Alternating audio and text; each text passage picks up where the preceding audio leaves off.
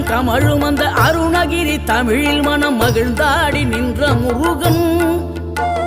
கிழவி இவள் புலமை கண்டு அழகு மிகும் குழந்தை என மகிழேறி வந்த குமரன் ஆதிசிவன் பிள்ளை என ஆனைமுகன் தம்பி என ஞான பழமான முதல்வன் நீ பாடும் குரல் வளம் கொடுக்கும் பனிமலையில் வாழும் அந்த பார்வதியின் இளைய புதல்வன் தேனெடுத்து திணை வளர்க்கும் சிறு குருத்தி வள்ளியவள் சிந்தையில நின்ற மன்னவா நீ நாடி வரும் பக்தர்களின் நாட்டம் அதை தனித்தருளும் ஞான குருநாதன் அல்லவா